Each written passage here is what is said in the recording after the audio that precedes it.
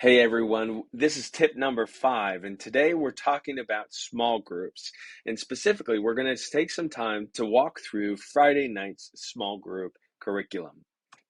Remember, the goal of the weekend is to show the connection between trust and God's character, as shown through God's big story. The hope is that students will see that trust is putting your confidence in someone that you can depend on, and that we can depend on God. There are 3 times that you're going to have to be able to have small groups. One is Friday night, then Saturday morning, then Saturday night. Whenever you have a small group, you're going to have a big old tub, and in that tub, you will find all the supplies you will need. Whether that's a supply for the game, extra copies of your curriculum, anything that you'll need, you'll find it there. So let's talk more about Friday night's small group. Friday night small group, there is a key question that we're addressing. The question is, what does it look like to trust God? And the bottom line that we hope that you and they walk away with is that when you think you're alone, you can trust that God is with you. And in this small group, we have a game, a Bible discussion, another Bible discussion, and some practical application questions that we're going to walk through for you to be able to see. So let's walk through this together on Friday night. So this is the first page. It gives you the whole outline. And now I'm going to move to the second place, which is the activity. In this activity, there's a purpose for it. The purpose is get the squiggles out, but additionally help direct those squiggles and all that extra energy into something that is trustworthy. And so eventually, what we hope that you could even land with is, who do you trust to have your back? Let me show you what I mean. The game activity is to take a ball. You have a start line and a finish line, and you end up asking students to be able to go back to back, just like you see some over here. Now, from this activity, you hopefully can use a transition sentence into your Bible lesson time by saying something like, "Who do you know, or who do you have that has in your life that you can trust to have your back all the time?" Now, then we can end up going to the Bible story. So within this Bible story, what we have is 8 separate cards, which each card represents a part of the story of God. You can see these in the following page. Each of these, Jacob ran away and had a dream about God, is a part of the story of God. The hope for this game is to shuffle the cards, and then don't let them see them, and then tape a card on each of the kids' back. Have them stand in line and help them to be able to order each of the different stories. Once they think they have it done, check it, see if it's right, and if it isn't, help them to be able to get it right. And there's following questions that you can have after you read each of the different story cards.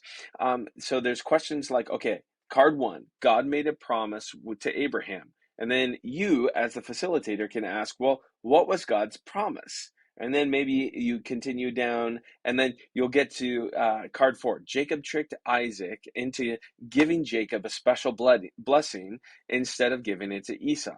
Well, how did Jacob trick Isaac? What you're trying to do is help the students to be able to see the overarching story of God. And hopefully, as they see the story of God, they can see God's faithfulness, and then we can show and illustrate that God is trustworthy. And then, after you're done, you can end up asking questions, 2 questions at the bottom. How does this story show us God's trustworthiness? And how did God have Jacob's back in the story today? And then a practical question of, can you give me an example of someone who had your back? What does it look like for God to have your back? The next part of the lesson, what I would do is get all the kids and be able to sit on their bunks, for example. And then I'd take one chair and be able to put it in what we're going to call the hot seat. I'd then grab the dry erase board and the marker that you'll have in your tub and ask the kids to be able to sit down on their bunks. I then write a word that's going to be on that board and explain that each of the words that you're going to write on that board are all going to deal with the stories that we were just discussing. The job then of the rest of the group is to be able to give clues to the kid in the hot seat in order to guess the word that is on the board. After the kid guesses correctly what was written on the board, then it's an opportunity for you and the rest of the group to be able to discuss what that word has to do with that story. The hope is that everyone would be able to have a chance to be in the hot seat and to be able to gain a full understanding of what the story was all about.